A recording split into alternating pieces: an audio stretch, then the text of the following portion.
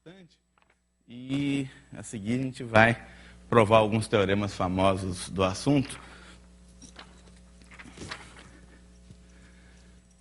que são resultados importantes, mas que as provas vão ser simples em função da linguagem que a gente desenvolveu. A gente vai provar o teorema de Euler, e o corolário dele, que é o pequeno teorema de Fermat.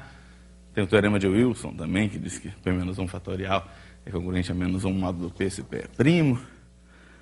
E uma consequência do teorema de Wilson, que é chamado teorema de Woltersson. Mas vamos lá, então. A gente estava falando de congruências, né, na aula passada, falamos de bases e chegamos a definir o anel dos inteiros módulo n, né? Que era esse objeto Z sobre NZ, é o conjunto das classes de congruência módulo n, onde A é inteiro. Isso, de fato, se só tem n classes módulo n, que é a classe do 0, a classe do 1, e até a classe do n menos 1. Né, dado um inteiro A qualquer, se A você escreve como Qn mais R, né, 0 menor ou igual a R menor que N, a classe de A módulo N vai ser a mesma coisa que a classe de R módulo N. Né? Porque A é congruente a R módulo N, A é um múltiplo de N mais R. Então, de fato, esse conjunto ele só tem N menos 1 elementos e ele é um anel, ele tem operações de soma e multiplicação, como eu tinha visto.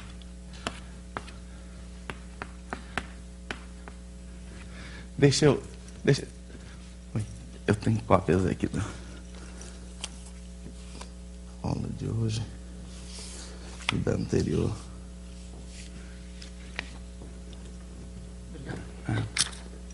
Vamos lá. Muito bem, então isso é um anel. Um anel, quer dizer, é um conjunto com dessas duas operações de soma e de produto que satisfazem as propriedades usuais de soma e produto, na distributiva, associativa, a existência de elementos neutros, que a multiplicação é distributiva em relação à adição. Então, olha, vocês estão chegando agora, tem notas, não tem? Tem os textos da aula.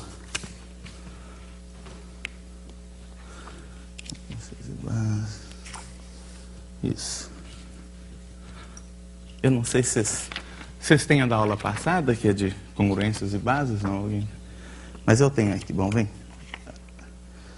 Vocês podem acompanhar.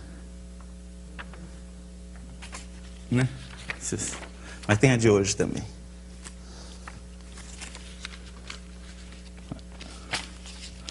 Pronto, 2. Parece, não. Obrigado. Mano. Tá bom. Muito bem. E a adição e a multiplicação são definidas do jeito mais natural possível. A soma de duas classes de congruência, por definição, é a classe de congruência da soma. E a gente provou na aula passada que a classe de congruência da soma não depende dos representantes, mas sim das classes de congruência só. Então, você troca A por alguém que é congruente a A módulo N, o resultado módulo N não muda.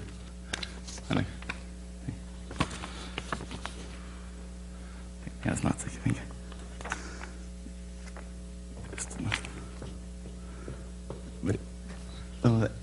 Então,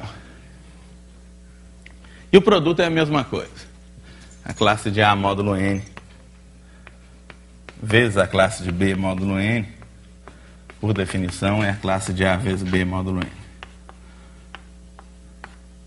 A gente provou na aula passada, por exemplo, se você troca o A por um certo A til, que é congruente a A módulo N, e o B por um certo B til, que é congruente a B módulo N, A mais B vai ser, ou A vezes B, por exemplo, vai ser a mesma coisa que A til vezes B til módulo N, e A mais B vai ser a mesma coisa que A til mais B til módulo N. Então, de fato, os resultados da soma e da multiplicação estão bem definidos módulo N. Essas operações fazem sentido. Com essas operações, esse cara, que é o anel dos inteiros módulo N, é de fato um anel. Ele tem essas duas operações que satisfazem as propriedades usuais de soma de produto. E, de novo, a vantagem é que a gente transforma o estudo de muitos problemas interessantes de aritmética nos inteiros, os inteiros são um conjunto infinito, né?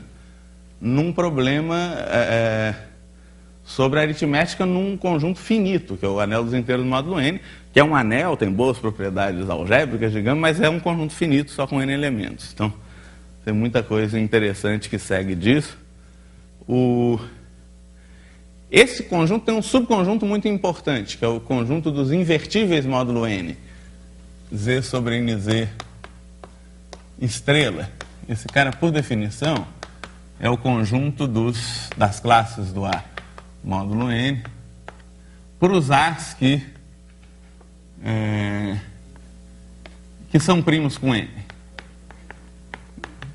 A gente pode tomar como uma primeira definição. A gente olha só para os caras que são primos com n e olha para as classes de congruência deles. Isso tem uma outra caracterização, é o conjunto dos A's, né, em Z sobre NZ, para os quais existe um outro elemento B em Z sobre NZ, né?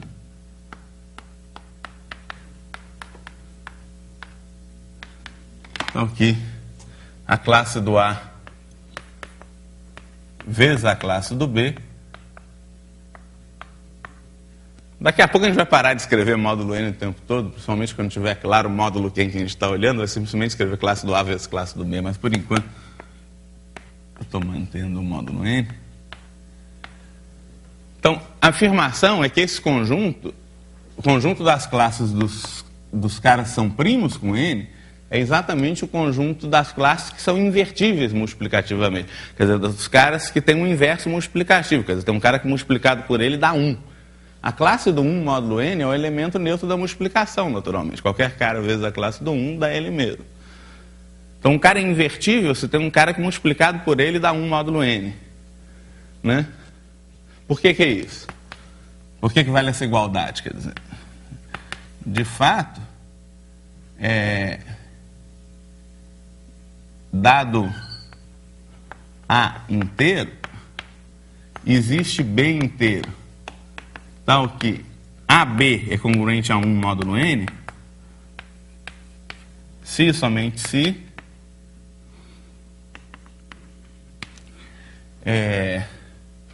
o A é primo com n, né? Isso é um negócio, na verdade, a gente já sabe por causa das propriedades do MDC. A ideia é que o MDC de dois caras é sempre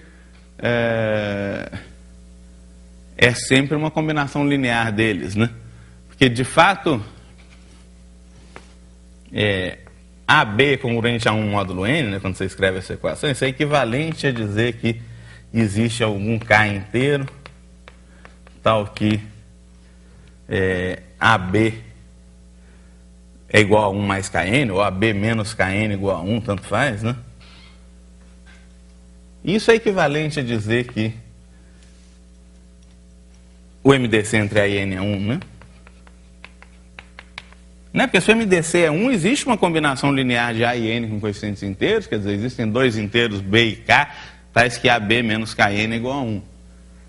Né? O MDC é sempre combinação linear dos dois caras.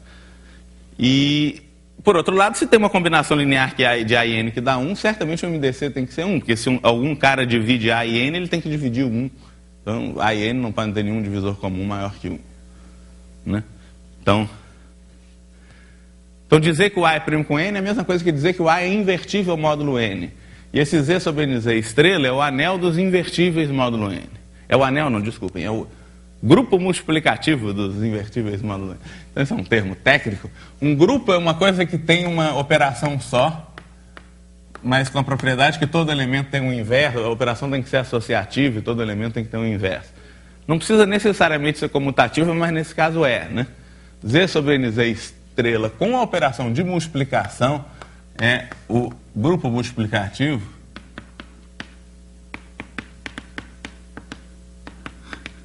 dos invertíveis módulo n.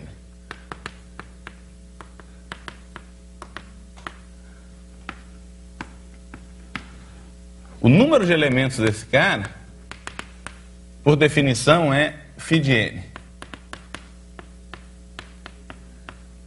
Então essa é a popular função phi de Euler, e ela conta quantos invertíveis módulo n tem. Tem uma caracterização direta sobre números inteiros, é o número de caras entre 0 e n menos 1, né? 0 menor ou igual a menor que n, que são primos com n. Você olha para todos os inteiros, que é inteiro está implícito, né? Um curso sobre números inteiros, você olha para os inteiros entre 0 e n menos 1 e conta quantos deles são primos com n, por definição isso dá φ de n. Φ de n é o número de elementos, então, desse conjunto. Tá? Então, algumas observações. Se P é primo,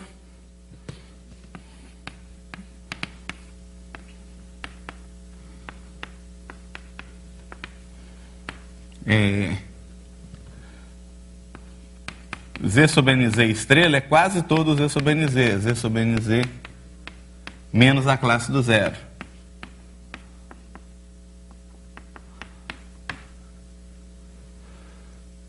E, portanto, φ de n é Z sobre PZ, né? Desculpa. CN. E φ de P, portanto, é P menos 1. Daí que se um cara é primo, todo mundo é primo com P, exceto zero, quer dizer, exceto os múltiplos de P. Então, todas as classes a única classe de congruência módulo P que não é invertível é a classe do zero, que corresponde aos múltiplos de P. E qualquer inteiro que não é múltiplo de P, quer dizer, qualquer inteiro que não é zero módulo P, é invertível módulo P. Então, φ de P dá P menos 1. Mas, em geral, se P é primo e K é um inteiro positivo,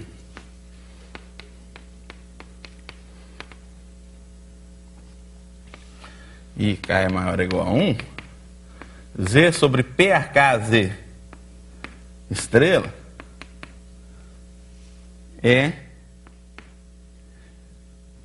deixa eu continuar aqui embaixo, não vai caber, Z sobre PAKZ menos as classes módulo PAK dos caras que são múltiplos de P. Então está escrito P divide A. E, portanto, φ de PAK, você olha para todas as classes módulo PAK, a cada P classes consecutivas tem um cara que é múltiplo de P, né? A cada P inteiros consecutivos tem um que é múltiplo. Tem 0 é múltiplo de P, depois 1, 2, 3, P menos 1, P é múltiplo de P, depois 2P é múltiplo de P, 3P é múltiplo de P. De P em P aparece um múltiplo de P. Então, o número de caras, você tem P elevado a K caras módulo P elevado a K. Quantos são múltiplos de P? Isso dividido por P, né? Porque a cada P tem um múltiplo de P. Ou seja, é PAK menos 1. Então, isso aqui é PAK menos PAK menos 1. Né? Você tira os múltiplos de P. Então, senão, alguns exemplos. Outro exemplo é, por exemplo, o Z sobre 12Z estrela. Isso não é tão grande assim. O cara, para ser invertível ao módulo 12, ele tem que ser primo com 12. Os caras menores que 12 são primos com 12. Tem o 1, o 5, o 7 e o 11.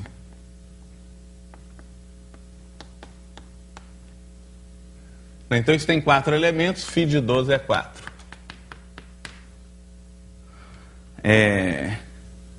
Bom, muito bem.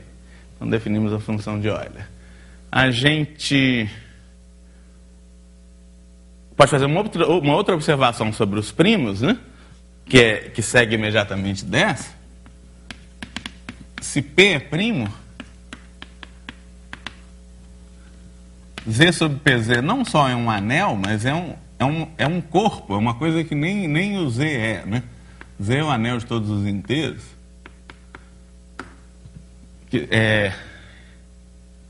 É um anel, o anel dos inteiros, quer dizer, o Z é um anel, mas não é um corpo. Um corpo é um anel em que todos os caras não nulos são invertíveis. Todos os elementos não nulos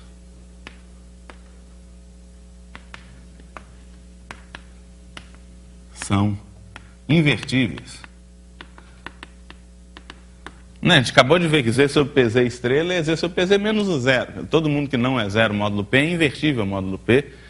Então, um conjunto que tem uma propriedade análoga aos racionais, aos reais. Quer dizer, qualquer cara não nulo é invertível. Isso é verdade nos racionais, nos reais, nos complexos, mas não nos inteiros. Mas é verdade também nos inteiros módulo P, se P for primo. De fato, Z sobre NZ é corpo, se somente se N é primo. Porque se você pega um cara que não é primo com N, digamos que N, mais que isso, né? Se N não é primo, Z sobre NZ tem divisores de zero. Você pode ter dois caras não nulos cujo produto é zero, módulo N. Né? Sempre que N não é primo, se N for maior que 1, Z sobre 1Z não tem muita graça, é um troço com um elemento só, muito degenerado. Mas, em geral, congruências ficam interessantes quando você faz módulo N para N maior ou igual a 2. A congruência do módulo 1 não tem basicamente graça nenhuma. Deixa eu... tem um texto da aula de hoje.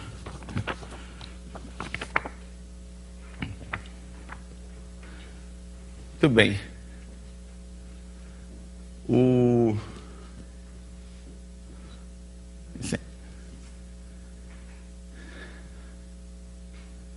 Então, se N for composto, se N for A, B com 2 menor ou igual a B menores que N, naturalmente, né? A classe do A, módulo N. Então, se tem uma fatoração não trivial do N, isso dá um produto... Isso mostra que A e B são divisores de zero. Porque A vezes B, por definição, dá a classe do N, módulo N. E a classe do N é a mesma coisa que a classe do zero, né? N é congruente a zero, módulo N. N menos zero é múltiplo de N. Então, em Z sobre NZ, não só, se N não é primo, Z sobre NZ não só não é um corpo, mas ele não é nem o que a gente chama um domínio de integridade. Quer dizer, um domínio é um anel que não tem divisores não triviais de zero. Quer dizer, um anel que, por exemplo, tem dois caras não nulos, o produto é sempre não nulo. Isso é falso em Z sobre NZ se ele não é primo. Se ele não é primo, você sempre tem dois caras que não são zero módulo P, nem o A nem o B vão ser zero módulo N, né? Desculpa, módulo N, mas o produto vai ser, nesse caso, o produto vai dar zero módulo N. Então, como objeto algébrico, o Z sobre NZ é muito mais feio que o Z sobre PZ se N não é primo. Agora, se N é primo, ele é, num certo sentido, tem mais estrutura do que os próprios inteiros, porque ele, além de ser um anel, é um corpo. E todo cara não nulo é invertível. E isso vai ter consequências importantes. É um fato muito importante que Z sobre PZ seja um corpo para P'. Acontecem outras coisas interessantes se P é primo. Por exemplo, uma coisa que seria muito confortável, né? Seria muito confortável se x mais y ao quadrado fosse x ao quadrado mais y ao quadrado. Então, não é em geral. X mais y ao quadrado é x2 mais 2xy mais y2. Mas módulo 2 isso é verdade. De fato, módulo P, se x e y por proposição, né? Que o Tengan, que é meu coautor no livro que deu origem a essas notas, chama de o sonho de todo estudante, é o seguinte: se P é primo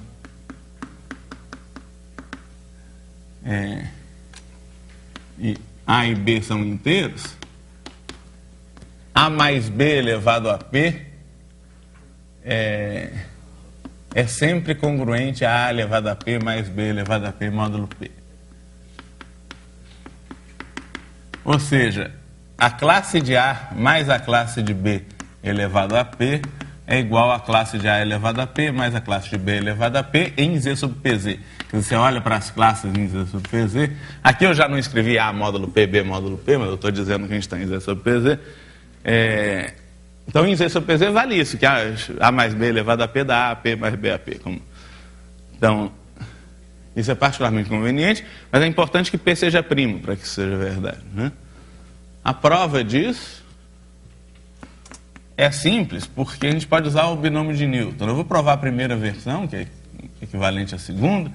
A mais B elevado a P é AP mais P, escolhe 1, AP menos 1, B, mais etc, mais P, P menos 1, AB, AP menos 1, mais BAP.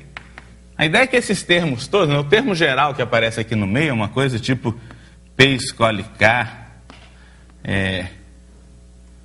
A P menos K, B elevado a K, né? Então isso aqui eu posso escrever como soma de K igual a zero até P. Isso aqui. Por que isso aqui é AP mais BAP? A ideia é que todos os termos no meio aqui vão ser zero módulo P. De fato, se 1 menor ou igual a K menor ou igual a P menos 1, esse P escolhe K aqui, um número binomial, né, ele é assim, é P fatorial sobre K fatorial, P menos K fatorial, né? Você pode escrever como P menos 1, é P menos K mais 1, sobre K fatorial, que é 1 vezes 2, etc. vezes K. Esse cara é múltiplo de P. Por quê? Porque P é primo, P divide o numerador, né, tem um P aqui em cima, e P não divide o denominador. Esses caras aqui, 1, 2, 3 até cá, são todos menores que P. Como P é primo, né? Um produto de caras primos com P é primo com P, não tem? Né? Pois P divide o numerador. Bom, a gente sabe que essas coisas são sempre inteiras, mas não o denominador.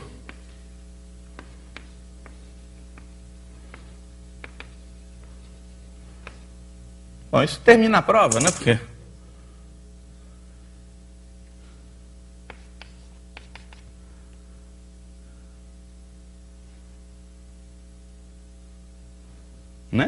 Porque vai sobrar só o A elevado a P e o B elevado a P. Tudo isso aqui vai ser zero módulo P. Né? Porque todos os coeficientes são múltiplos de P. Tá? Certo? Então, vamos passar para o assunto já então do segundo texto, né? Do texto oficial da aula de hoje. Essas coisas ainda estavam no texto da aula passada. Então,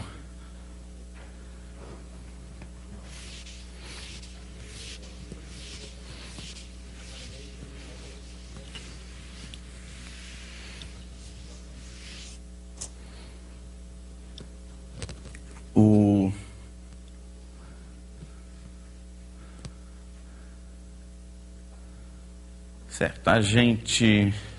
Então vamos provar alguns dos teoremas que eu prometi.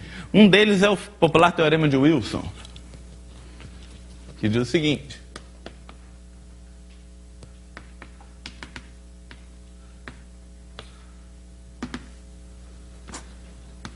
se P é primo, P menos 1 fatorial é sempre congruente a menos 1 módulo P. Se N é composto, N menos 1 fatorial nunca é menos 1 módulo N. Então isso dá uma caracterização dos primos. N é primo se somente se N menos 1 fatorial é congruente a menos 1 módulo N. Tá? E de fato, mais ainda,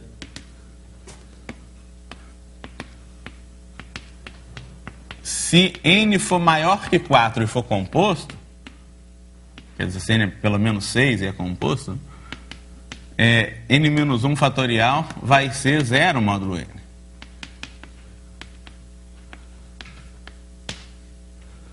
Então, esse negócio permite calcular N menos 1 fatorial módulo N para todo N, né?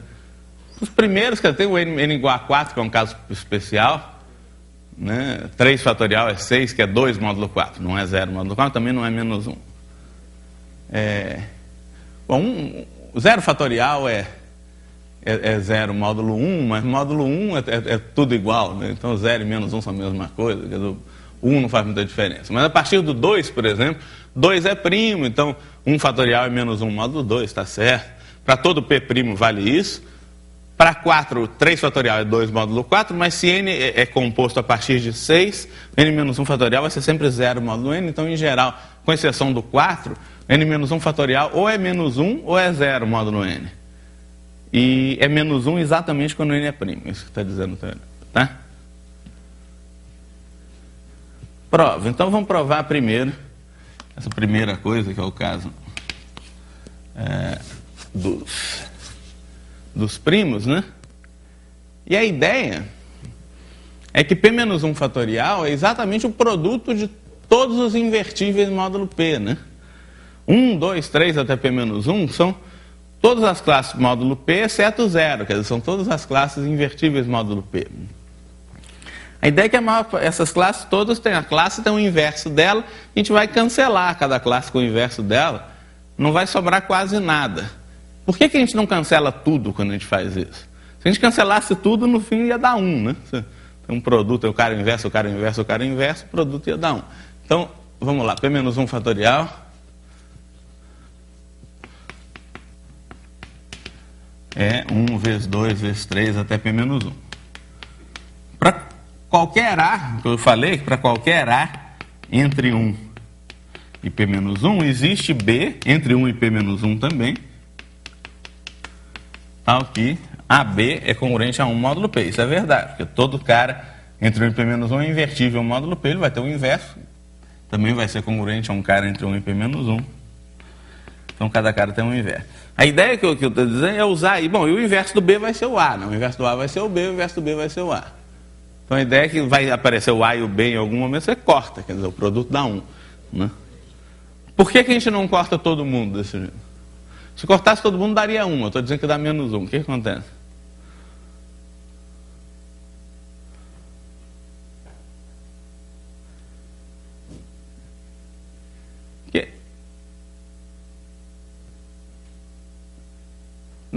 A única coisa estranha que pode acontecer nisso é que você pode ter caras cujo inverso é ele mesmo.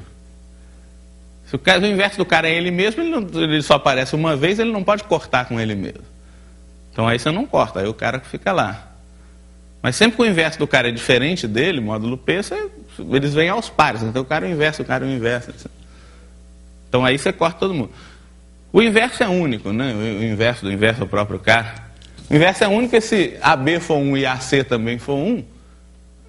AB vai ser igual a AC, né? Vou fazer essa observação aqui no canto. Se AB for 1 módulo P, ou módulo N, né? Em geral. E AC também for 1 módulo P, isso implica que AB é congruente a AC módulo P, né? Porque é tudo 1. Eu posso multiplicar tudo por A de novo, né? Vai ficar, digamos... Não, eu quero provar o que B é igual a C. Não, multiplique tudo por B, digamos. Vai ficar AB2, quer dizer, AB vezes B, né? É congruente a AC vezes B, ou ABC, né? Tanto faz, módulo P, né? Eu só multipliquei por B dos dois lados. AB é 1 módulo P, né? Então esse negócio está dizendo que 1 vezes B, que é B, né? É congruente a 1 vezes C, que é C, módulo P. Então B e C tem que ser iguais módulo P. Daí que o inverso é único módulo P, né? Então cada cara tem um inverso, o inverso do inverso é o próprio cara, né? O inverso do A é B, o inverso do B é A. Então esses caras de fato vêm aos pares, o cara é o seu inverso, o cara é o seu inverso. Você cancela todo mundo, exceto os caras.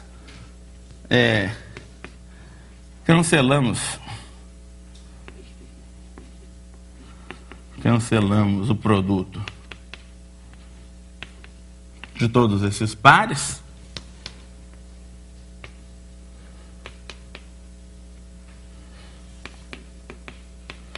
Sobram os elementos, todos esses pares AB, quando B é diferente de A. Né? Quando B é diferente de A. A gente só pode cortar se forem caras diferentes. Né? Sobra o produto dos elementos A entre 1 e P-1 cujo inverso é ele mesmo. Mas o que quer dizer que o inverso é ele mesmo? Quer dizer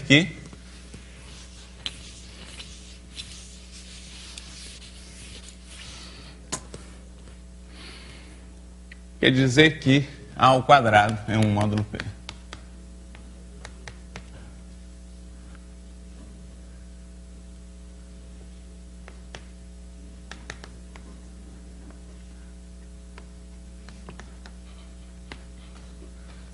Mas A ao quadrado ser congruente a 1 módulo P equivale a dizer que P divide A ao quadrado menos 1, né? E A ao quadrado menos 1 a gente pode fatorar como A menos 1 vezes A mais 1. Certo? E quando que um primo divide o produto de dois caras? Um primo dividir o produto de dois caras, ele tem que dividir um dos dois. Então isso é equivalente a dizer que P divide A menos 1 ou P divide A mais 1. Isso é equivalente, P divide A menos 1 é equivalente a dizer que A é 1 módulo P. E P divide A mais 1 quer dizer que A é congruente a menos 1 módulo P, ou menos 1 é a mesma coisa que P menos 1 módulo P, né? Então, isso mostra que só tem dois caras invertíveis no módulo P nessa lista. Desculpa, só tem dois caras cujo inverso é ele mesmo, o módulo P nessa lista, que é o 1 e o P menos 1. Só tem dois caras cujo quadrado dá 1 módulo P, que é o 1 e o menos 1, ou seja, o 1 e o P menos 1. Portanto, juntando tudo, P menos 1 fatorial, depois de cortar tudo, sobra só o 1 e o P menos 1. É 1 vezes P menos 1, que é P menos 1, que é menos 1 módulo P. Tá, então isso prova a primeira parte do teorema de Wilson, que é a mais importante, de fato. Né?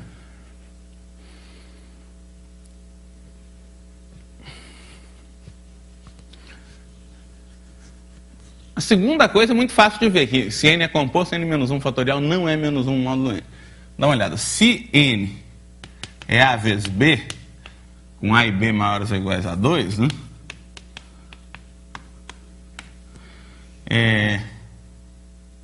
O A, por exemplo, que é menor que n, ele divide 1 vezes 2, etc., vezes n menos 1, que é n menos 1 fatorial. E A divide n, né?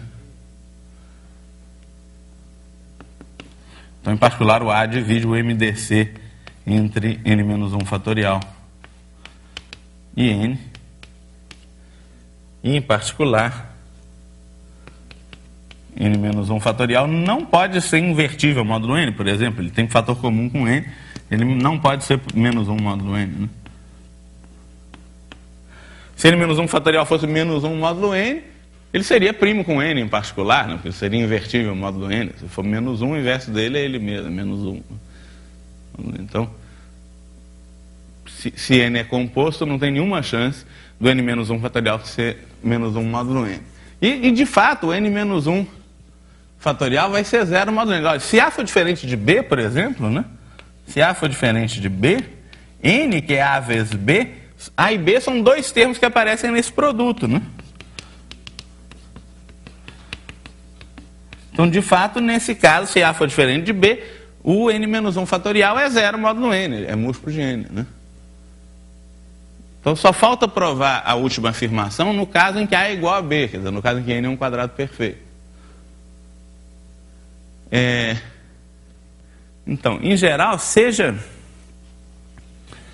A o menor fator primo de n.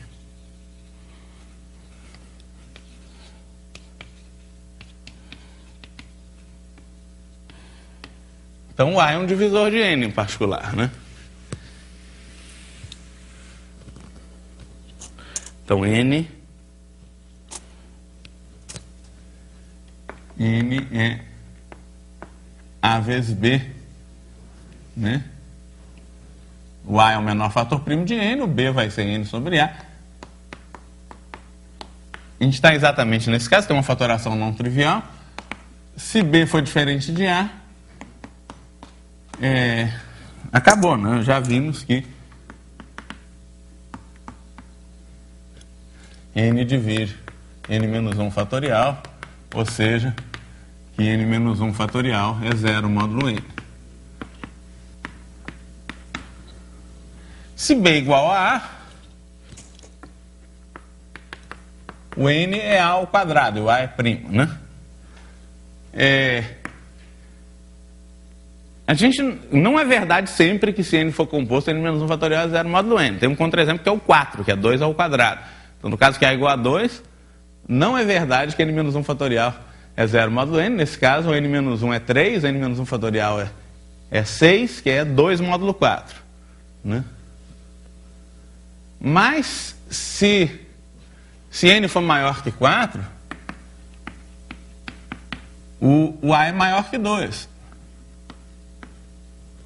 E, portanto, o 2A é menor que A ao quadrado, que é N. Ou seja, N, que é A ao quadrado, divide A vezes 2A, que divide N menos 1 fatorial. Porque o A e o 2A vão aparecer aqui no meio e são dois caras diferentes. E menores que N. Nesse caso, o 2A é menor que N, como a gente viu. Né? Então, vão ter dois múltiplos de A nesse produto, 1 vezes 2 vezes N menos 1. O produto vai ser múltiplo de A ao quadrado, que é N nesse caso. E, portanto, nesse caso, o N menos 1 fatorial é 0 módulo N. Então, quase sempre que o N é composto, o N menos 1 fatorial é 0 módulo N. Mas se o N for primo, o N menos 1 fatorial é menos 1 módulo N. Então, isso dá um teste de primalidade, digamos, complicado, mas que tem interesse teórico. Se tiver algum jeito rápido, se tivesse algum jeito rápido de calcular P menos 1 fatorial módulo P, basta ver se isso é menos 1 ou não. Se for menos 1, P é primo. Bom.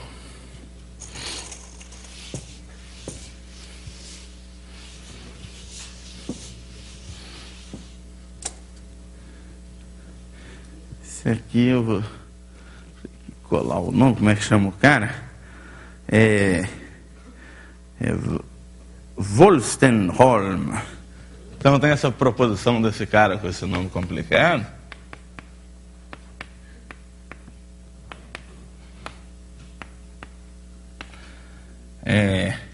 Mas que diz assim: você escreve o seguinte número, 1 mais meio mais 1/3 até 1 sobre P menos 1, se eu não me engano. Então, a ideia é que você escreve isso como A sobre B, com A e B inteiros. Digamos o B positivo. Então, você pode supor que o A é primo com B, mas não precisa. Mas de qualquer jeito que você escrever, o A vai ser múltiplo de P ao quadrado, se eu não me engano. Deixa eu ver se é isso mesmo, acho que é.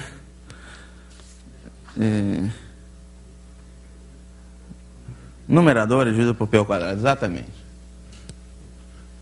Tá? Então é isso. A gente tem essa soma, que é a soma dos inversos dos primeiros P menos 1 inteiros positivos.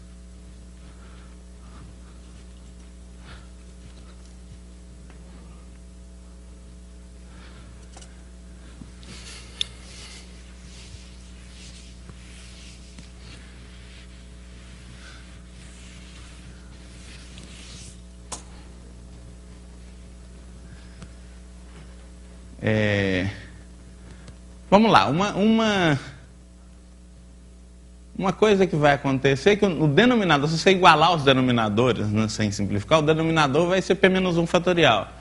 A gente sabe que é menos 1 módulo P. Né? Então isso eventualmente pode ajudar a gente. Mas vamos lá, vamos tentar primeiro mostrar que o numerador é múltiplo de P. Como é que a gente mostra que o numerador é múltiplo de P?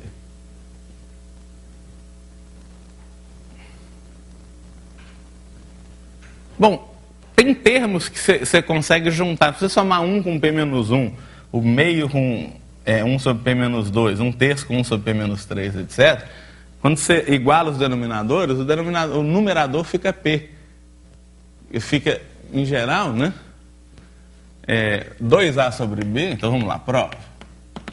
O dobro disso é a soma de K igual a 1 até P menos 1, de 1 sobre K mais 1 sobre P menos K, né?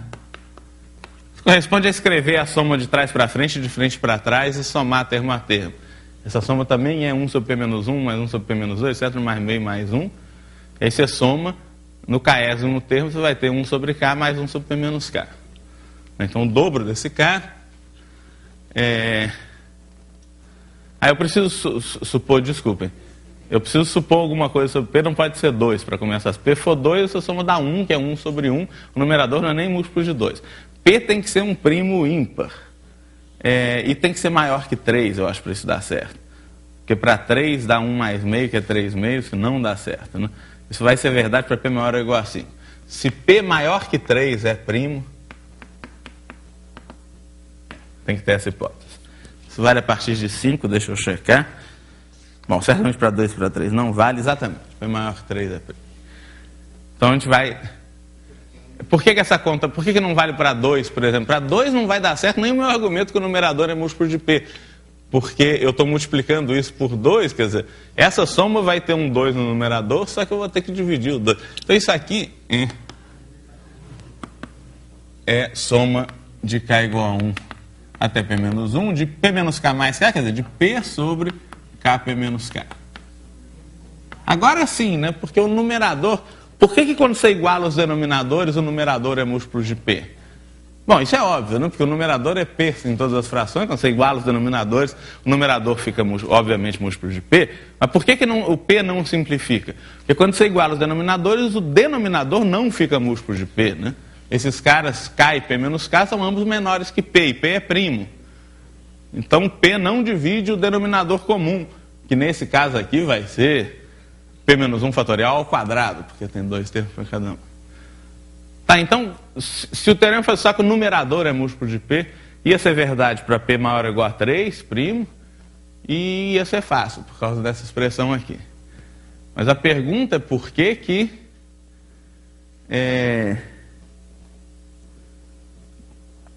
por que não dá problema. Depois, quer dizer, por que por que no fim o numerador vai ser múltiplo de P ao quadrado, não só de P, né? Mas pelo menos um P a gente já ganhou. Deixa eu fazer uma observação. Esses caras são racionais, mas os denominadores são sempre invertíveis módulo P. Então, na verdade,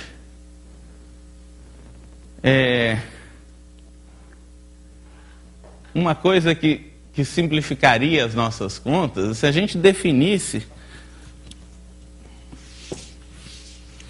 a seguinte coisa, mas eu não estou querendo complicar demais, mas você pode dizer que 2 racionais são congruentes módulo P, se quando você diminui os racionais e simplifica, você vai ter um racional em que o numerador é múltiplo de P e o denominador não é, né?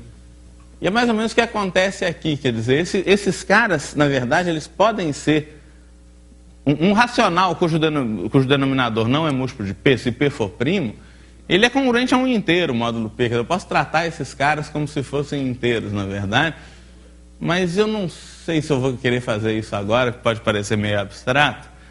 Deixa eu considerar o seguinte, quer dizer,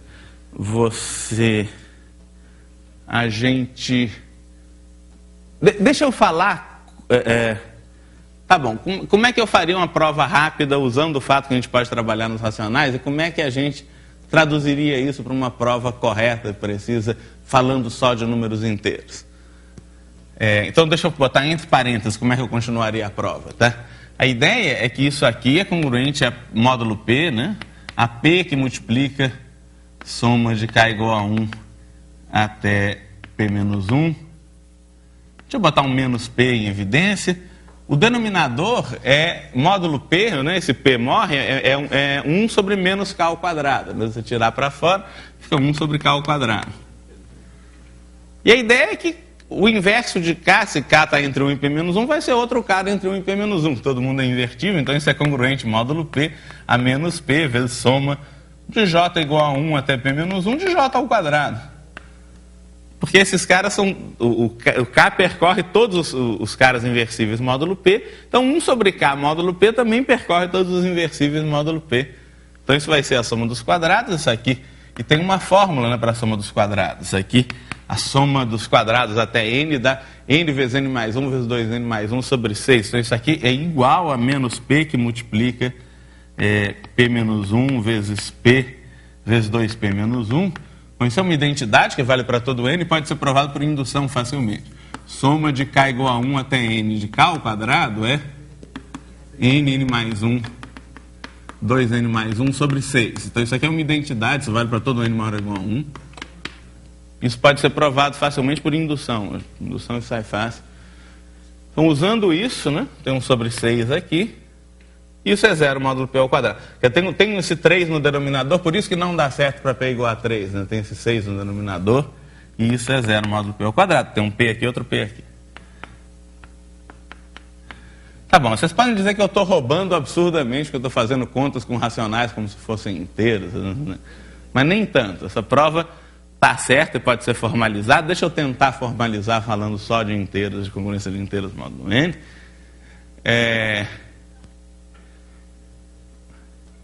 Bom, a gente pode, por exemplo, multiplicar tudo por p menos 1 fatorial, né?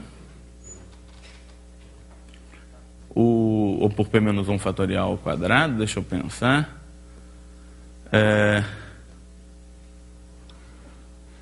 Então isso é congruente a...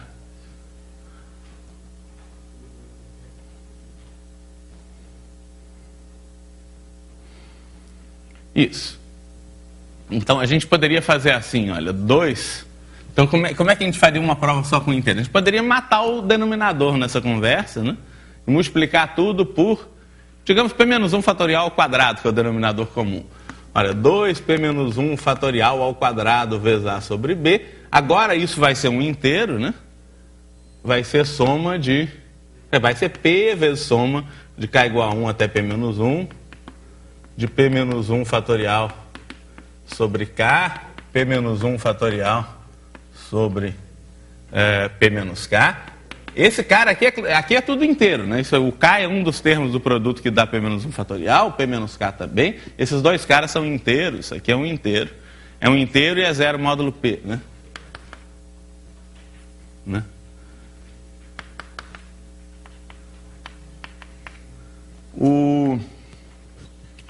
Soma de k igual a 1 até p menos 1 é de p menos 1 fatorial sobre k vezes p menos 1 fatorial sobre p menos k. Se eu trocar p menos k por menos k, vai dar a mesma coisa módulo p, num sentido fácil de chegar. Isso aqui eu afirmo que é a mesma coisa, é congruente a menos soma de k igual a 1 até p menos 1, de p menos 1 fatorial sobre k ao quadrado, módulo p. O que eu preciso é mostrar que isso aqui é 0 módulo p, tá? Isso aqui é um inteiro, então não estou falando coisas legítimas. Tem que mostrar que esse inteiro aqui é múltiplo de p. Por quê? Porque essa coisa aqui dá p vezes esse inteiro. Portanto, isso aqui seria múltiplo de p ao quadrado.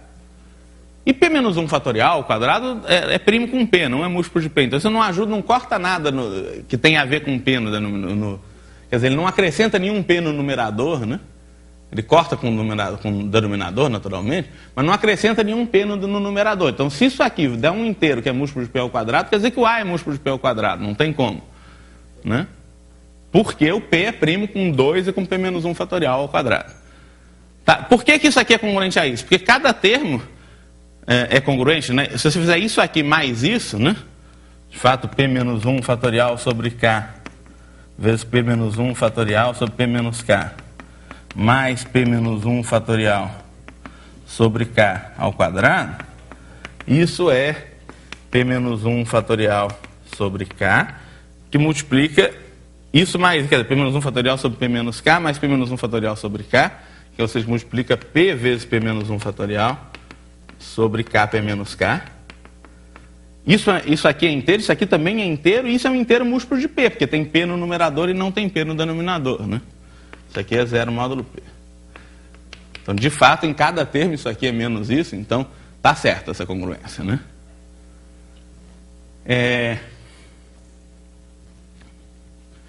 E se a gente vier para cá, né? Então, qual então que é a coisa que eu tenho que mostrar que é múltiplo de p? Deixa eu repetir. É soma de k igual a 1 até p menos 1, de p menos 1 fatorial sobre k ao quadrado. Bom, agora para qualquer K, existe um AK entre 1 e P menos 1, que é o inverso de K módulo P. Todos esses caras são invertidos no módulo P, isso foi importante. Notar aqui, K vezes AK é 1 módulo P. O P menos 1 fatorial sobre K, eu afirmo que P menos 1 fatorial é menos 1 módulo P, né? Eu afirmo que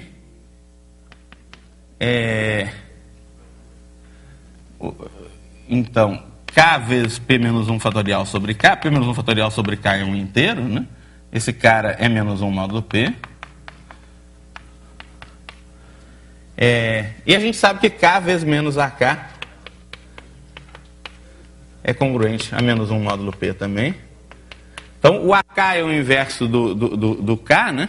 Ou se quiser, a gente troca o sinal aqui, K vezes menos P menos 1 fatorial sobre K é congruente a 1 módulo P. Como o inverso módulo P é único, e é uma conta que eu fiz até nesse canto mesmo, isso implica que menos P menos 1 fatorial sobre K é congruente a AK módulo P. E se você elevar ao quadrado, P menos 1 fatorial... Vocês podem reclamar que eu estou sendo muito formal. Aquela conta que eu fiz nos racionais funciona perfeitamente, estou só justificando ela usando inteiro. Então está ficando um pouco formal mesmo. P menos 1 fatorial sobre K ao quadrado vai ser congruente a AK ao quadrado módulo P.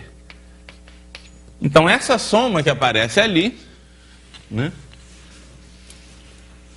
Essa soma que aparece aqui,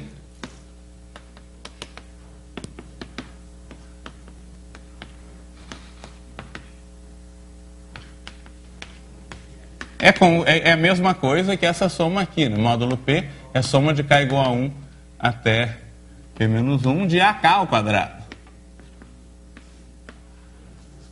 Agora, essa soma aqui, ela é a mesma coisa que soma de J igual a 1 até P menos 1 de J ao quadrado. Não é porque se você olha para os inversos... De novo, todo cara entre 1 e P menos 1 tem um inverso entre 1 e P menos 1. E esse inverso é único. Então, essa função que leva o cara entre 1 e P menos 1 no inverso dele, que também está entre 1 e P menos 1, é uma bijeção de 1 até P menos 1 e 1 até P menos 1. Porque dois caras distintos têm inversos distintos. E esse conjunto é finito, né? Então, o conjunto dos AK, A1, A2, A3, a P menos 1, tem que ser o conjunto 1, 2, 3 até P menos 1. Porque cada cara tem um único inverso, dois caras diferentes têm inversos diferentes. Então, de fato, esse negócio dá uma bijeção. Os AKs percorrem todos os caras entre 1 e P menos 1. Então, a soma dos quadrados dos AK é a soma dos quadrados de todo mundo entre 1 e P menos 1, que a gente sabe quanto é que dá, que é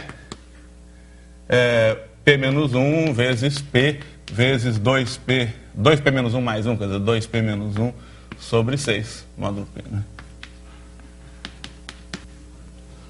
Tá, então isso termina... né? Isso aqui é 0, módulo P. Então isso termina a prova, né? Porque então, o que a gente viu foi que multiplicando por P menos 1 ao quadrado, isso termina a prova. Assim. Que isso mostra que... O que a gente provou mesmo? P ao quadrado divide... Olha lá, o que a gente provou foi que, multiplicando A sobre B por 2 vezes P menos 1 fatorial ao quadrado, isso dá P vezes um certo inteiro, e esse inteiro que aparece aí, né, é congruente a menos essa coisa aqui, e essa coisa aqui, como a gente vê, é múltiplo de P. Então é P vezes um inteiro que é múltiplo de P. Ou seja, P é um múltiplo de P ao quadrado. Um inteiro que é múltiplo de P ao quadrado. Então, P ao quadrado, que a gente provou no fim das contas, é que P ao quadrado divide 2P menos 1 fatorial ao quadrado vezes A. Até vezes A sobre B, né? Se multiplicar por B, naturalmente, vai dar 2p menos 1 fatorial ao quadrado vezes a. Já com b embaixo já dá um inteiro múltiplo de p ao quadrado, se eu multiplicar por b, continua múltiplo de p ao quadrado. E vai dar o 2p menos 1 fatorial ao quadrado vezes a. Então, esse cara é múltiplo de p ao quadrado. E como MDC entre 2 e p e MDC entre p menos 1 fatorial e p dão 1, né? Porque p é primo, p menos 1 fatorial é menos 1 módulo p. Não tem jeito, p ao quadrado divide a. E acabou. Né? P é primo, p ao quadrado divide isso, só que p ao quadrado é primo com isso aqui, né? Não tem nada a ver nem com 2 nem com p menos 1 fatorial, então p ao quadrado tem que dividir a. E acabou. Tá? Então isso dá uma prova mais formal, mas essa prova, no fim das contas, está certa, porque esses k são... 1 sobre k não é inteiro, mas k não é invertível como inteiro, mas é invertível módulo p. Então, dá para justificar, de fato, com um argumento desse tipo, que esse tipo de conta nos racionais funciona também, mas é bom fazer com cuidado, em caso de dúvida, é bom transformar numa prova nos inteiros, como a gente fez lá, mas tudo bem.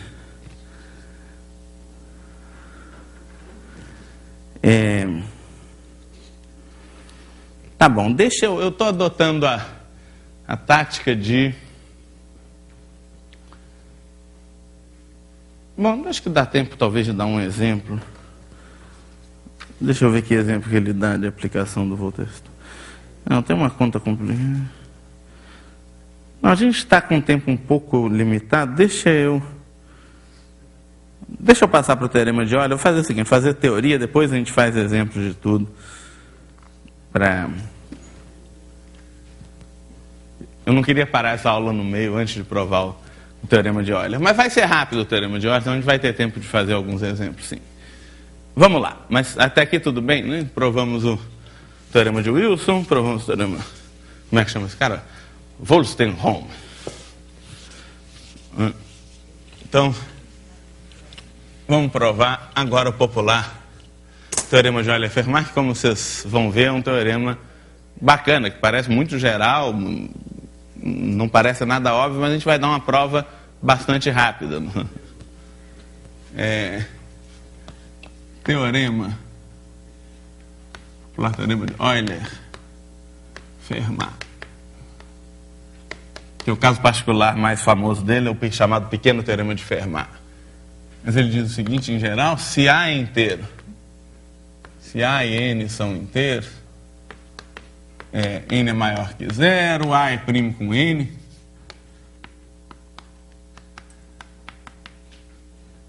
Então,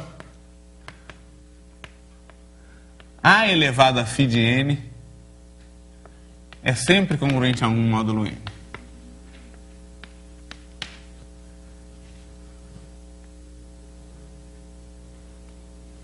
E é só isso, bacana, né? Então, qualquer cara primo com N, se você elevar a φ de N, dá sempre 1 módulo N. Então, por exemplo, quanto é que é φ de 1000? Φ de 1000 é φ de 8 vezes φ de 125, φ de 125 é 4 vezes 25 é 100, então é 400. Φ de 1000 é 400. Então, por exemplo, 3 elevado a 400 vai ser 1 módulo 1000. Ou seja, sem precisar fazer quase conta nenhuma, 3 elevado a 400 termina com 001 na base 10. Isso dá certo. Talvez até a gente tenha feito esse exemplo em algum lugar, não tenho certeza, mas vai sair imediatamente, né, do teorema de Euler. Tem na notação de congruências, né, equivalentemente,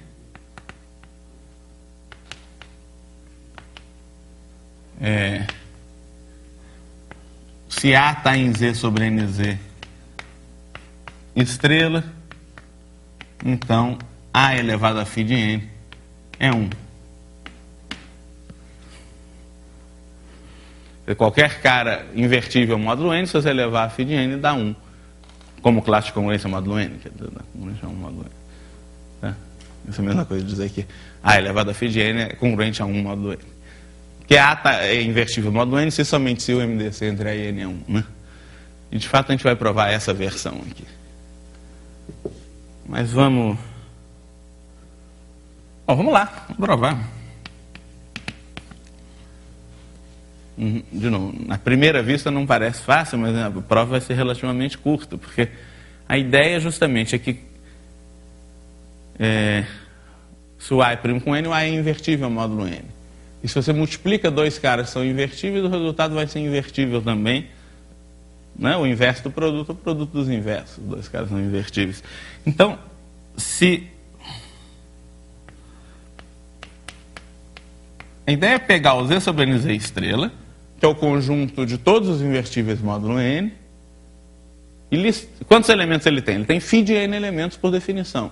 Então a gente pode listar todos os elementos dele, chamar, sei lá, de B1, B2, até B φ de N.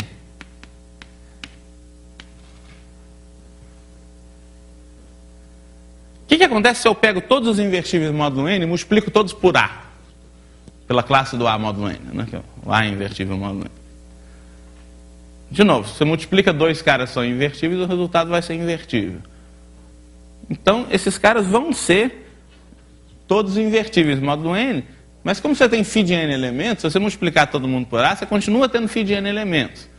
Você tem que ver que multiplicar por A é uma coisa injetiva, quer dizer que dois caras diferentes, se você multiplicar por A, eles continuam diferentes. Mas isso é verdade, a gente vai checar agora mesmo. Mas nesse caso, se eu tenho φ de N invertíveis, eu multiplico todo mundo por A, eu passo a ter φ de N invertíveis. Mas a gente só tem φ de N invertíveis. Φ de N é o número total de invertíveis distintos módulo N. Então, se eu multiplicar tudo por A, dá o mesmo conjunto, que é o conjunto dos invertíveis módulo N. AB1, AB2. Eu não estou dizendo que AB1 é igual a AB1, estou dizendo que AB1 é igual a algum desses caras, AB2 é outro desses caras, mas como conjunto eles vão dar a mesma coisa. AB φ de N.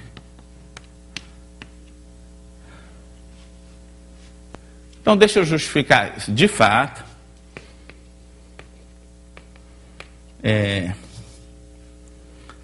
se né, cada ABJ é invertível para todo J. De fato, o inverso do ABJ é o inverso do A vezes o inverso do BJ. Eles são invertíveis, né? Então existe o inverso do A módulo N e existe o inverso do BJ, né?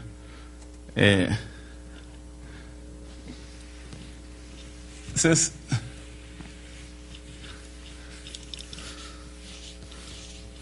entendem a notação, doutor? Se B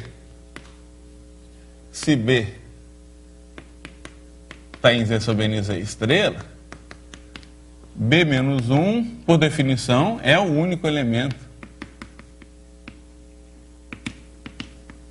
O único elemento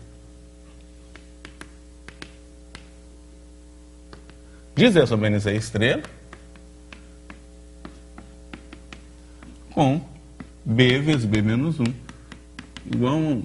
Isso faz sentido, né? A gente viu que, bom, por definição, se um cara é invertível, ele tem que ter um inverso. Tem que ter um cara em Z sobre N Z estrela que multiplicado por ele dá 1. Né?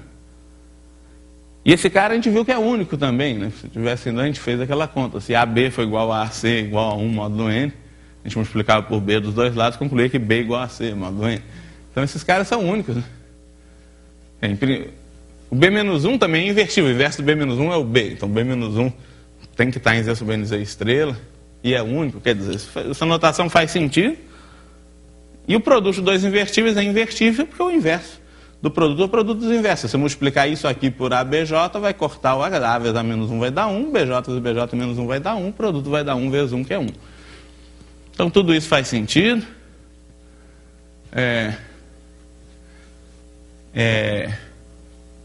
E além disso, se ABI for igual a ABJ, quer dizer, você multiplicou o A por dois caras, se der igual, você pode multiplicar pelo inverso do A dos dois lados, né? Isso vai cortar o A. A menos 1 vezes A dá 1, né? 1 vezes BJ é B, 1 vezes BI é BI, desculpe. Então, BI é A menos 1 vezes A, BI. Isso é a mesma coisa que A menos 1 vezes A vezes BJ, que eu estou supondo que A, BI e A, BJ são a mesma coisa. Então, eu só multipliquei por A menos 1 dos dois lados. E isso é BJ. E, portanto, I igual a J. Né? Ou seja, eu estou mostrando que se o produto do A por dois caras der igual, é porque os caras são iguais. Não são... Ou seja, você tem dois caras diferentes, se eu multiplicar por A, o resultado nem que dá diferente. Então, se eu pego todos os invertíveis módulo N e multiplico tudo por A, o resultado vai ser um conjunto formado por φ de N invertíveis distintos módulo N. Como φ de N é o número total de invertíveis módulo N, esses caras têm que ser todos os invertíveis módulo N, tem que dar todos E sobre NZ estrela, que é o mesmo conjunto B1, B2, Bφ de N. Ou seja, esses caras aqui formam uma permutação desses, né? Como conjunto eles são iguais. Mas então, se eu multiplicar todo mundo aqui e aqui, tem que dar a mesma coisa, porque é o mesmo conjunto, né? Portanto, o produto de todo mundo aqui, que é AB1 vezes AB2. Deixa eu começar com o de cima. Produto de todo mundo, que é B1 vezes B2 vezes Bφ de N, tem que ser igual ao produto de todo mundo lá embaixo, que é AB1 vezes AB2 vezes, etc., vezes A Bφ de N. Né? Só que isso aqui é só juntar os A's, dá A elevado a φ de N, vezes B1 vezes B2 vezes Bφ de N. E, cortando o B1, B2 e Bφ de N, por que eu posso cortar o B1, B2 e Bφ de N? Porque eles são invertíveis. Cortar é multiplicar pelo inverso. Portanto, o 1 é igual a φ de N. Né? Multiplicando por B1 menos 1 vezes B2 menos 1 vezes Bφ de N. Menos 1 pelo produto dos inversos desses caras e acabou a prova. A elevado a φ de N deu 1. Módulo. Ou seja, A elevado a φ de N é congruente a 1 módulo N. Tá? A prova é curta, mas é conceitual. A ideia é listar todo mundo, multiplicar tudo por A e observar que dá o mesmo conjunto. E aí é só multiplicar todo mundo e cortar que dá certo. Né? Dúvidas, críticas, sugestões? Isso aí é um dos teoremas centrais desse curso, é uma coisa muito útil em problemas não triviais de teoria dos números. Deixa eu fazer um corolário disso, que é o popular pequeno teorema de Fermat, que tem outras provas, uma delas é usar esse negócio do sonho de todo estudante, né? Mas ele é também um corolário imediato do teorema de Euler, é o popular pequeno teorema de Fermat.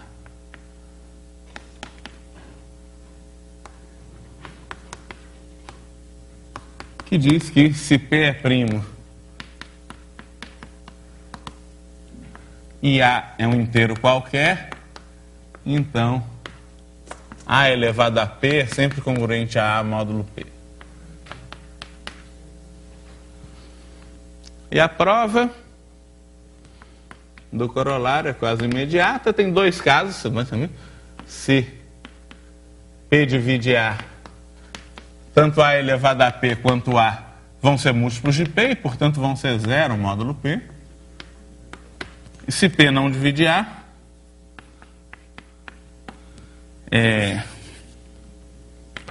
o MDC entre A e P vai ser 1, então A elevado a P menos 1, bom, P menos 1 é φ de P, se P for primo, né?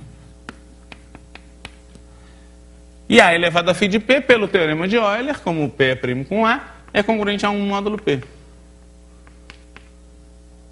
Portanto, AP, que é AP menos 1 vezes A, é congruente a 1 vezes A, né? Que é A, módulo P. E acabou a prova. Né? Então, provamos o teorema de Euler, pequeno teorema de Fermat. Com isso, a gente prova os teoremas principais dessa aula. Agora vamos ver umas aplicações. Nós temos algum tempo, uns 15 minutos, para fazer exemplos de aplicação.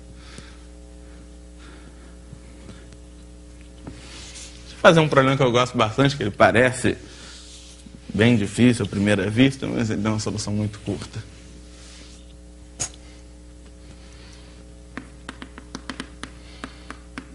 Prove que existe N natural, tal que 2 elevado a N tem mais de 2.000 dígitos,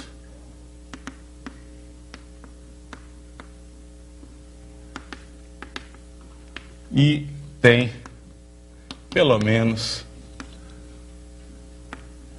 1.000 zeros consecutivos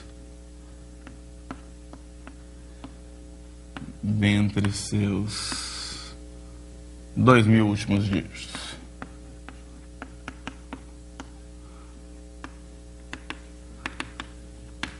Parece um negócio meio esquisito, é uma potência de 2, que você olha para o fim da representação decimal dela, as últimas 2.000 casas, ela vai ter pelo menos 1.000 zeros consecutivos. E tem mais coisa para a esquerda, quer dizer, ela vai ter mais de 2.000 casas no total, mas vai ter um monte de zeros consecutivos perto do fim, mais ou menos. Como é que a gente faz um negócio desse? À primeira vista isso parece difícil, mas usando o teorema, sabendo que isso é um exercício proposto logo depois da gente provar o teorema de Euler, a sugestão natural é tentar usar o teorema de Euler. De fato, o teorema de Euler permite resolver esse problema bem rápido. Então, solução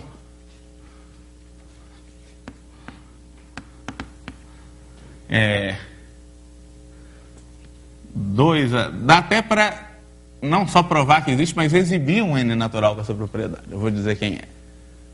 2A 4 vezes 5 a 1999, eu posso escrever isso como 2A 5 a 2000 menos 5 a 1999, né?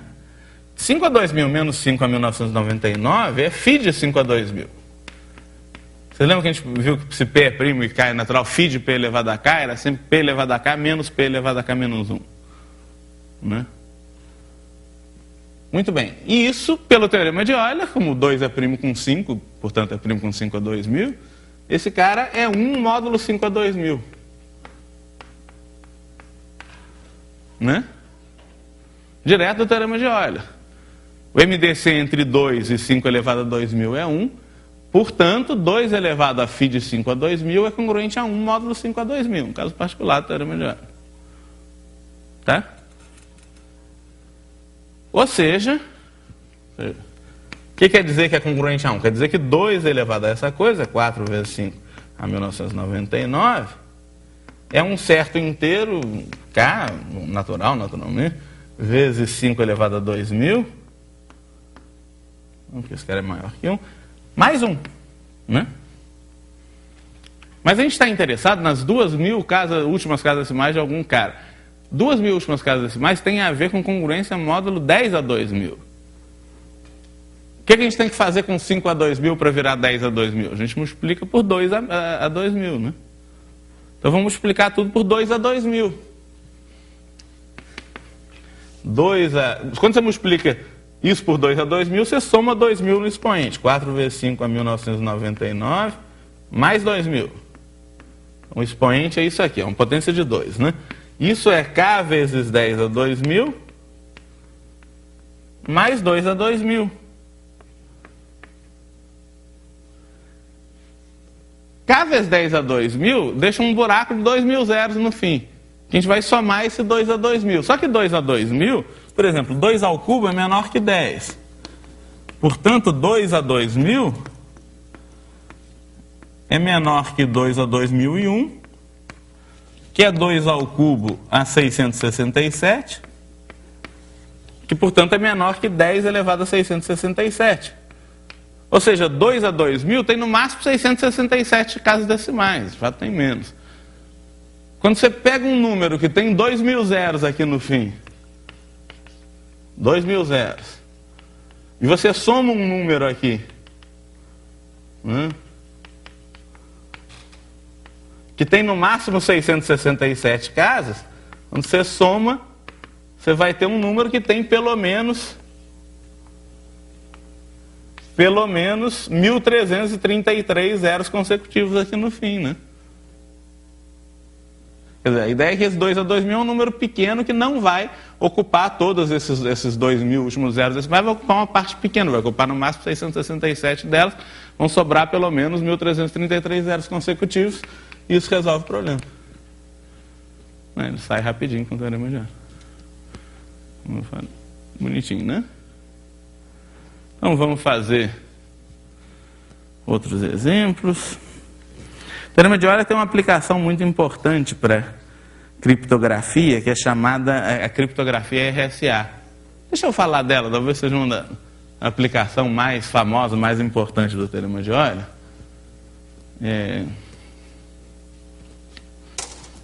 Deixa eu aproveitar bem o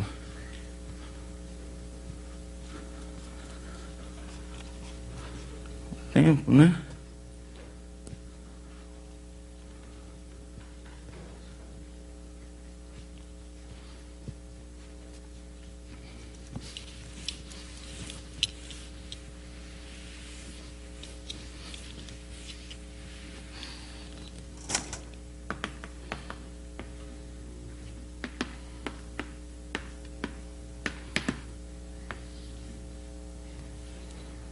Então, a ideia da criptografia é que é um jeito de você pegar uma mensagem, transformar usando um certo código, um certo segredo, você transforma ela numa outra mensagem que é difícil de decifrar, para quem não conhece o código, e envia. A ideia é que uma mensagem encriptada pode ser enviada por um canal pouco seguro, quer dizer, um negócio que um espião pode, de algum jeito, descobrir o que você está enviando. Mas você está enviando uma mensagem embaralhada. Então a ideia é que o espião, mesmo conseguindo ler aquela mensagem embaralhada, ele vai ter dificuldades para recuperar a mensagem original. Mas o cara, o verdadeiro destinatário da mensagem, ele deve ser capaz de recuperar a mensagem original de algum jeito. Então para isso ele tem uma chave. E a criptografia RSA é um negócio interessante porque a chave vai ser pública, quer dizer, todo mundo vai ter a chave que permite encriptar a mensagem, que permite pegar a mensagem e embaralhar. O método de embaralhamento vai ser público, qualquer pessoa consegue pegar uma mensagem e embaralhar, mas só quem tem a chave consegue, de um jeito eficiente e rápido, recuperar a mensagem original. Então, isso tem a ver com um fato, que é um fato empírico, não é um teorema ainda, mas que parece ser muito mais difícil fatorar números grandes do que achar, por exemplo, do que achar números primos grandes. É relativamente fácil computacionalmente achar primos, sei lá, com 1000 casas decimais. Mas se você pegar dois primos com 1000 casas decimais, que não tem nada a ver um com o outro, e multiplicar, o resultado vai ser um número, sei lá, de 2000 casas decimais, ou 1999 casas decimais, dependendo do tamanho. Mas vai ser um número que vai ter dois fatores primos. Se você só publica esse número, esse resultado, é muito difícil recuperar os primos originais, é muito difícil fatorar esse número. Se você... Quer dizer, não é difícil achar dois primos grandes, multiplicar e dizer quanto é que dá o resultado, mas se você vê o resultado e você não sabe quem são os primos, redescobrir quem são esses dois primos é um trabalho, na prática, muito difícil. É um negócio que demora muito, os computadores não conseguem fazer num tempo razoável. Então, a ideia é pegar P e Q primos grandes, P e Q primos grandes, a gente publica esse N grande que é P vezes Q. Então a chave vai ser a fatoração do N grande. Bom, com esse N grande a gente vai poder encriptar uma mensagem. Publique também um expoente S, um certo S maior ou igual a 1, com MDC entre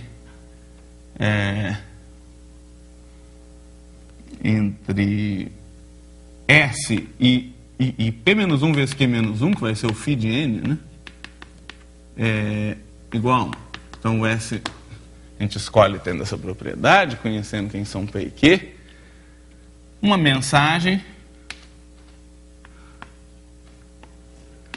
é um número.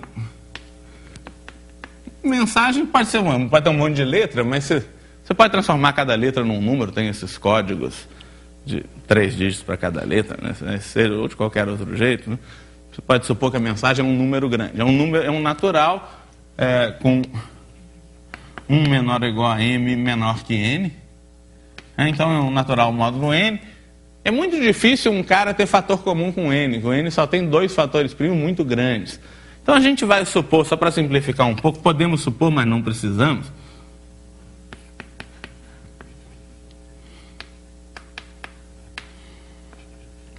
Mas de fato não é necessário.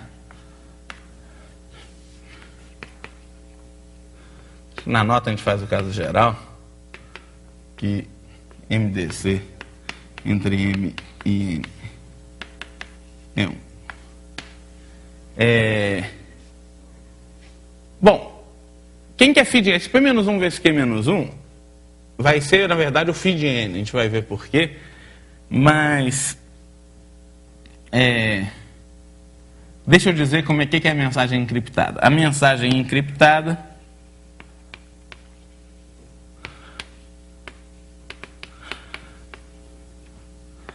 será emitiu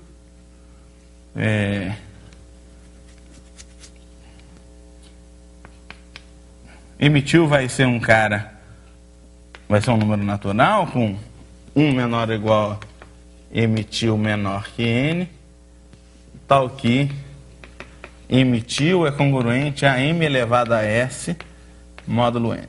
Então, para encriptar uma mensagem, o que você faz é pega a mensagem, eleva esse expoente s, maior ou igual a 2, né? Elevar a 1 não tem graça nenhuma. E, de caminho, é graça pegar um s um pouco maior. Mas você pega a mensagem, eleva a s, mas reduz módulo n, quer dizer, troca pelo resto da divisão de m elevado a s por nzão. Esse resto da divisão de m elevado a s por nzão vai ser o emitiu, né? Então, emitiu é o resto. É o resto da divisão de m elevado a s por n, né? Então, é o cara, né, um emissor. Então você tem um desenho aqui, tem o emissor da mensagem. O emissor, ele quer enviar m. Tem a mensagem M, o que ele faz? Ele tem a mensagem M, aí ele calcula emitiu, né, que é M elevado a S módulo N, e ele envia o emitiu, né, para o receptor. E o receptor sabe quem são P e Q.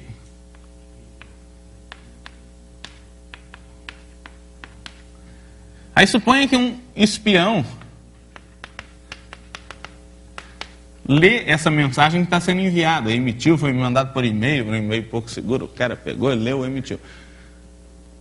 Então, o receptor e o espião recebem a mensagem emitiu. Só que o receptor, ele sabe fatorar N, ele sabe quem são P e Q. A gente vai ver que, sabendo quem são P e Q, é possível recuperar o emitiu recuperar o M a partir do emitiu.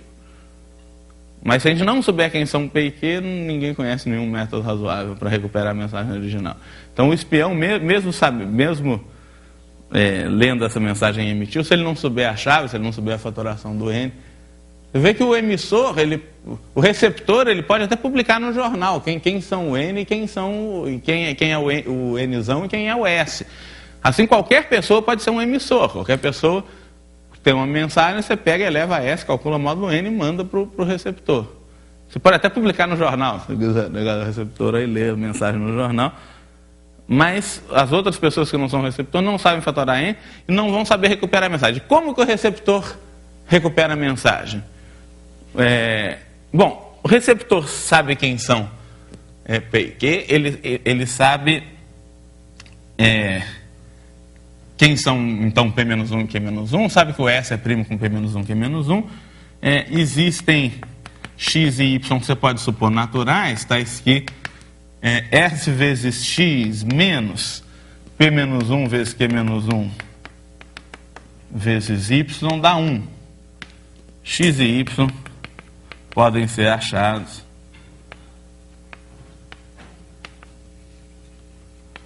pelo algoritmo de Euclides.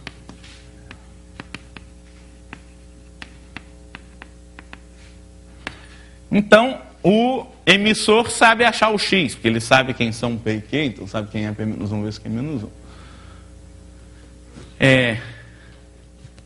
Muito bem. P-1 vezes Q-1 é PQ menos P menos Q mais 1. Isso é φ de PQ. Por quê? É φ de N, né? Porque quando que um cara não é primo com N? Quando que um cara entre 0 e N menos 1 não é primo com N? Quando ele tem algum fator comum com N. Né? O fator comum com N pode ser P e pode ser Q. Então, se o cara não for primo com N, ou ele é múltiplo de P ou ele é múltiplo de Q. Né? Quantos múltiplos de P tem entre 0 e PQ? Múltiplos de P, você tem N sobre P, quer dizer, você tem PQ dividido por P. Você tem Q múltiplos de P e tem P múltiplos de Q, pela mesma razão. Então, se você joga fora, você começa com todo mundo, entre 0 e PQ menos 1.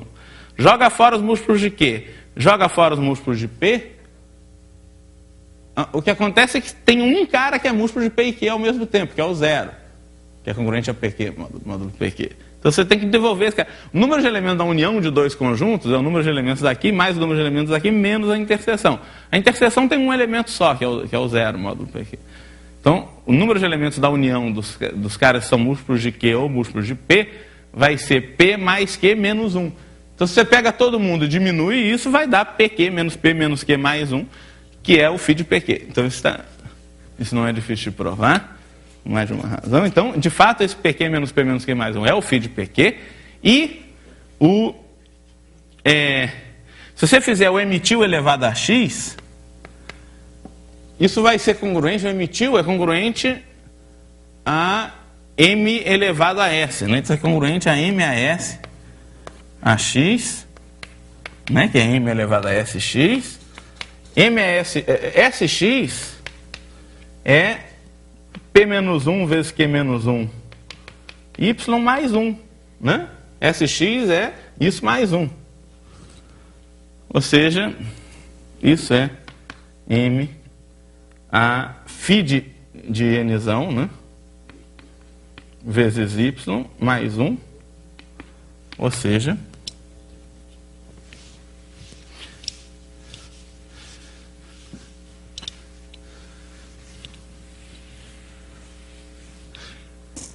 isso é m elevado a φ de Nzão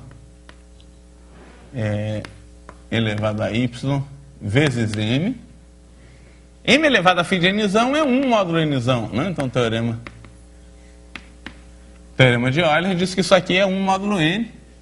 Então, 1 vezes m é m, né? Tudo módulo n. Aqui eu usei o teorema de Euler, para ver que m elevado a φ de n dá 1 módulo m, módulo nzão. Então, módulo nzão, se eu pegar o emitil e elevar a x, vai dar o m. Então, para recuperar o m é só, calcular o x, a gente calcula pelo algoritmo de Euclides, aí você pega o emitil, que é a mensagem encriptada, eleva a x e olha módulo n. Isso recupera a mensagem original. Mas para fazer isso, você precisa saber quem é P-1 vezes Q-1. Para fazer isso, você precisa saber quem são P e Q, né? Porque você sabe quem que é P-1 vezes Q-1. Você sabe quem é PQ, então você sabe quem que é P mais Q. Se você sabe quem que é P mais Q, sabe quem que é P vezes Q, é só resolver uma equação do segundo grau que você acha o P e acha o Q. Então, saber quem é P-1 vezes Q-1 é equivalente a saber quem são P e Q, dado que você sabe o produto. Então, para quebrar isso, para conseguir recuperar o M, você precisa... de fato, esse negócio dá certo, mesmo que o M não seja primo com Nzão, e a gente faz isso com detalhe nas notas, mas a coisa relevante é que a maior parte das mensagens vai ser primo com Nzão, é muito difícil não ser, né? P mais Q é muito pequeno comparado com P vezes Q, se P e Q são muito grandes, né? Então, tem muito poucos caras que não são primos com Nzão, entre 0 e Nzão menos 1. Mas são mensagens típicas, né? Não se modifica um pouquinho, é fácil fazer ficar primo com Nzão, mas nem isso é necessário. De qualquer jeito,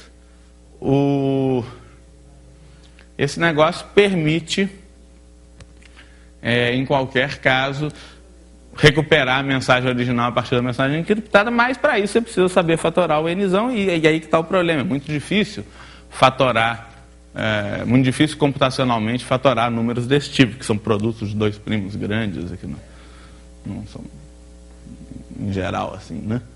Muito bem, então isso é um mecanismo muito usado na prática mesmo de criptografia. Por exemplo, é usado para transações bancárias na internet, para comprar coisas com cartão de crédito, não sei o quê. Os caras encriptam usando esse método e na prática é seguro o suficiente.